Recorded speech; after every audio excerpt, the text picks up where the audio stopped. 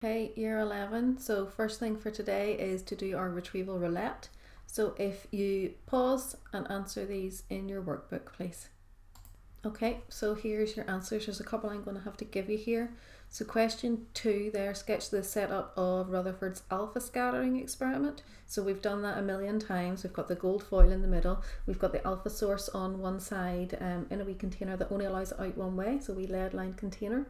We have our detector, which gets moved around the place, Geiger-Müller tube, and we label that is all in a vacuum. So that's, I think, all they're looking for in the setup bit.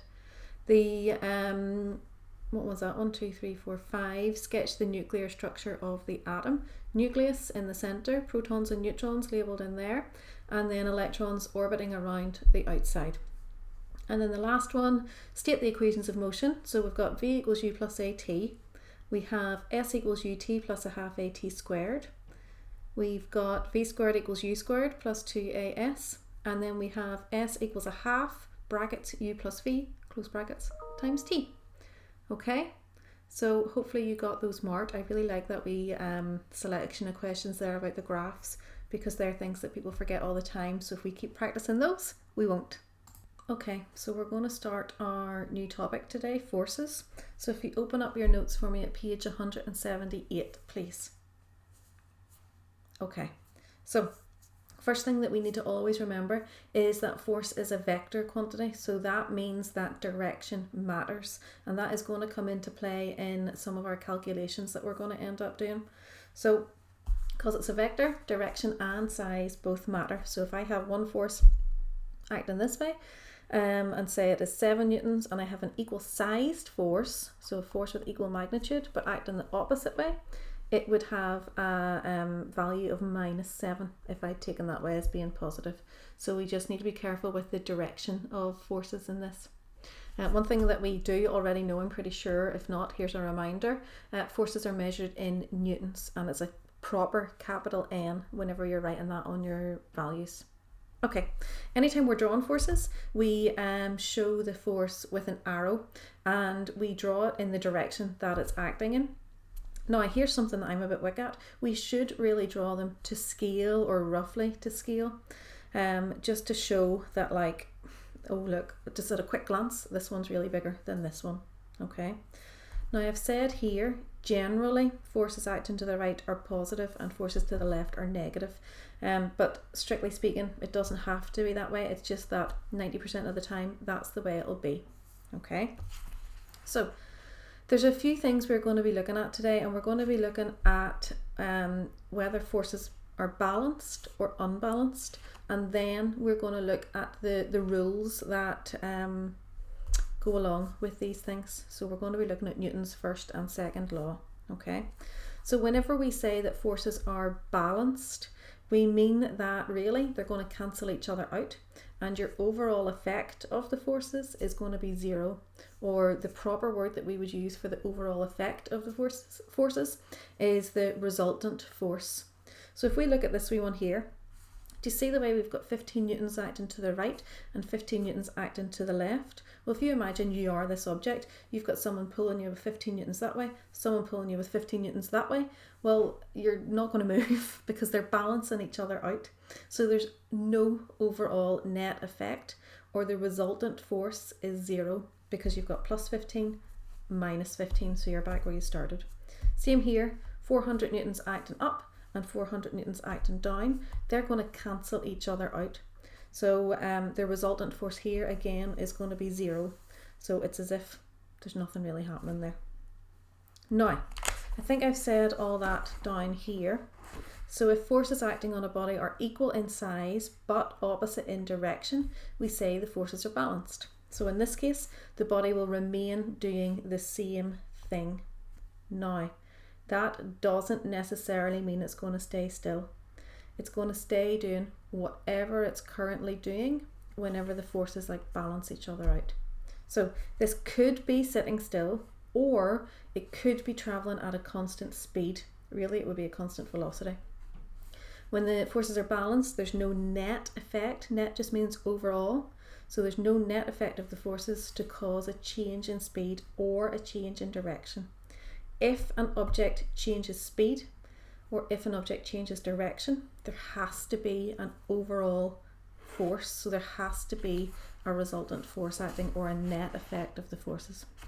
So what I've generally found is that people tend to like follow this okay, but then as soon as we put it into proper words, which is Newton's first law, then they suddenly forget what anything means anymore. So I've said here, if you understand this, then you do understand Newton's first law. Now, this is one of those things that we would be saying over and over and over again in class until we could rhyme it off by heart. So I do need you to spend some time doing that. So this is something that you would be asked to state in an exam. So in the absence of unbalanced forces, a body will remain at rest, or if it's moving, it will continue to move in a straight line at a constant velocity, because velocity takes into account direction as well as speed, as the value of the speed. Okay, so in the absence of unbalanced forces, really just means if the forces are balanced. You probably could word it that way as well. A body will remain at rest, so it's going to stay still, or it's going to keep on going at a constant velocity.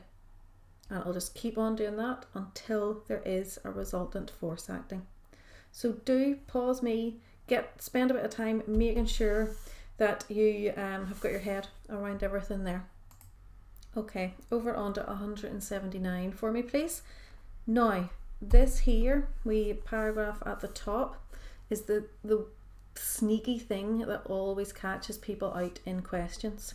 So the question won't necessarily say the friction force is such and such, and then I'll go on to ask you to do something else, so we'll worry about it a wee bit later. But what they will tell you is that say a boat is whenever a boat is traveling at a constant speed, the friction force is such and such, or the driving force is such and such. Well, if we're told it's going at a steady speed, that means all the forces on it have to be balanced. Because if it's going at a steady speed, then there's no resultant force to cause that change in speed or velocity.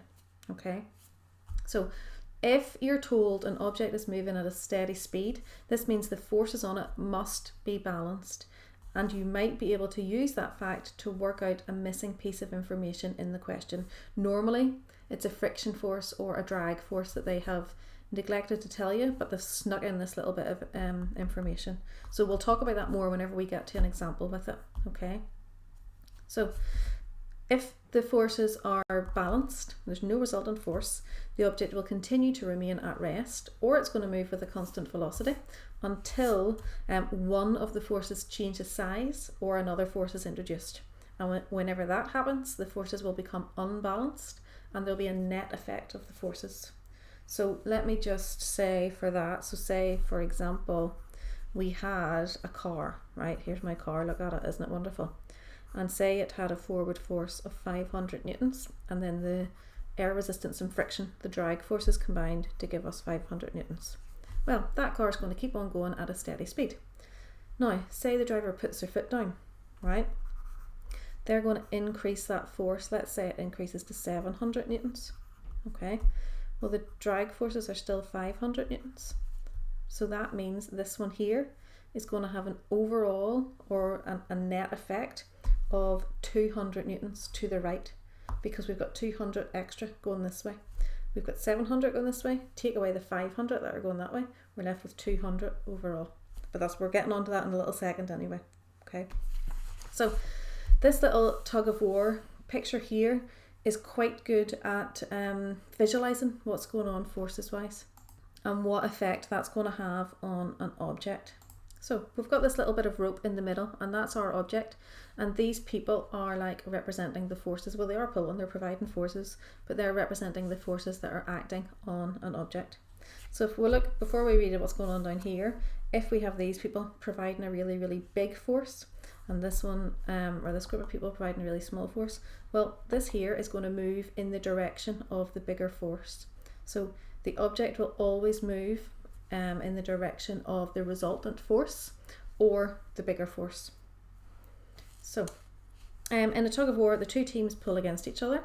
When both teams pull equally hard, the forces are balanced and the rope does not move, and this here is the wee bit they're talking about. But when one team starts to pull with a larger force, the rope moves. This is how we know the two forces are no longer balanced, because it's not staying in its original state, it's changed, it's gone to, now it's moving if it was staying still before. So unbalanced forces will change the velocity of an object. Since velocity is a vector quantity, it involves both speed and direction. Unbalanced forces can make an object speed up, slow down, or change direction. This is a wee sneaky one. So an unbalanced force might not change the size, or sorry, the magnitude of the speed, but it might just make something change direction. Sneaky. Let me see. A change in velocity is acceleration. So remember that, the rate of change of velocity, that's the definition, we've looked at that. So an object technically can be accelerating even if its speed isn't changing, which is weird. So if we look at these pictures down here, here, we've got 3 different objects, and each of these are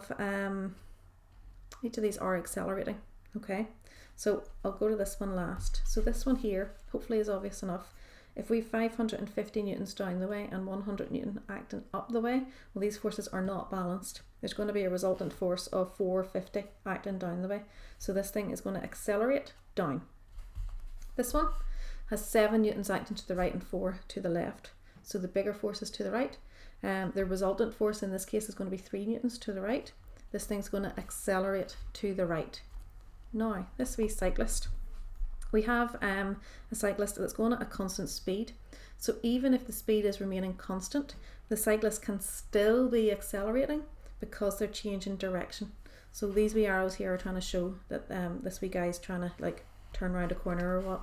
Okay, so even if he's doing that at a constant speed, because the direction is changing, that means the velocity is changing, and acceleration is the rate of change of velocity.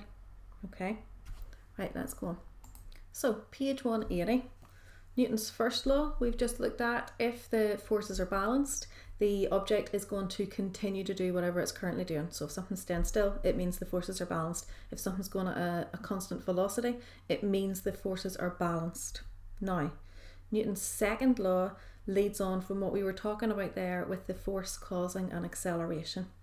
So you do need to be able to state this. Again, spend some time reciting it, reminding yourself about it, writing it out over and over again, all the fun stuff. But whenever you're able to rhyme stuff like this off, it just makes some exam questions so much easier, and you sound like you really know what you're talking about as well, so that's a bonus. So the acceleration of an object is inversely proportional to its mass, directly proportional to the resultant force on it, and takes place in the same direction as the unbalanced force. If you want, you can replace unbalanced with resultant. Either one. Okay, now you've probably just listened to me say that as well as reading it and think, what is she even on about? And that's fine. We're going to spend a little bit of time here looking at what this actually means. Mathematically, it is F equals ma. Now I would always say this, if you were to stop me in the corridor in school and ask me what's Newton's second law, I would say F equals ma. Then if you were like, no, I mean the words, I would have to sit and think about it. This here doesn't just roll off my tongue nicely, but I can use this equation to figure it out. Okay, because F equals ma, if we have a constant mass and if we increase the force, the acceleration is going to increase. So that's that wee bit. The acceleration is directly proportional to the resultant force. Okay, let's say we have a constant force being provided on something and we increase its mass, well, it's going to accelerate less, and that's the inversely proportional bit. And then this here, I just have to remind myself to say it because this is the bit that people always lose marks on. The acceleration takes place in the same direction as the unbalanced force. So the acceleration of an object is inversely proportional to its mass. So that means increase the mass and your acceleration will decrease. Acceleration is directly proportional to the resultant force. That means if you've got constant mass, if you increase the force, the acceleration is going to increase as well. And I think it makes sense, it's going to accelerate in the direction of the resultant force. If I shove you that way, you're not going to accelerate towards me. Doesn't make sense. So, because this is very, very wordy and a bit, I've put in here, what does this mean? And it's just what I've been rambling about there. So let's read through it. So an unbalanced or resultant force causes an object to accelerate. The direction of the unbalanced force or the resultant force is the same as the direction of the acceleration. And the acceleration is inversely proportional to the object's mass, providing the resultant force remains constant. As the mass increases, the acceleration decreases. Now, there's a couple of shapes of graph that you need to be very familiar with. Let us see, so here, this graph goes with this statement. So the acceleration is inversely proportional to the object's mass. So providing the resultant force remains constant, if you increase the mass, the acceleration decreases. Now I have put here in your notes, if two quantities are inversely proportional to each other, the graph is always that shape. So that's the shape of graph that you are going to have to be familiar with. So this is quite blurry, sorry, but it's acceleration on the y-axis plotted against mass. So you can see here, as the mass is increasing, the acceleration is decreasing, and it's always a curve of this shape. Now, I would like you to add this into your notes. So if two quantities are inversely proportional to each other, that means as one quantity increases, the other decreases. So pause and write that in. Okay, the last little point on what does this mean is that the acceleration is directly proportional to the size of the unbalanced force. And again, that's providing that the mass remains constant. As the resultant force increases, the acceleration is going to increase as well. Now let's look at the graph for that. So if two things are directly proportional to each other, I'll hide that until I want you to write it down. But if two things are directly proportional to each other, it means as one increases, the other one's going to increase. But it also means if you double one, the other one is going to double. And if two things are directly proportional to each other, the graph always looks like this. It's always a straight line through the origin. So again, I've written that in for you there. So if two quantities are directly proportional to each other, the graph will always be this shape. It's always a straight line through the origin. Now, Sia, the exam board, are obsessed with you knowing this fact. It comes up all the time, whether it's in this topic or in another topic, but it comes up in questions all the time. So I want you to add this in. So directly proportional means two quantities are directly proportional to each other. As one doubles, the other doubles. And the graph is always a straight line through the origin. Now it doesn't have to be at that gradient, it could be a really, really steep one or a really, really shallow one, but as long as it's a straight line through the origin, that's it, that they're directly proportional to each other. Okay, so write that in for me, please. Now, I was going to go on and do the next little bit in these notes, but do you know what? I would rather that you spent some time learning Newton's first law, Newton's second law, word for word, and do spend time making sure, like going over all this, making sure you understand what is going on, because there's a lot of information here. And then next lesson we will look at doing some of these calculations. Okay, so spend some time learning Newton's first law, Newton's second law, making sure you understand what they mean and what's going on with the forces. Okay, that's me then. I'll see you.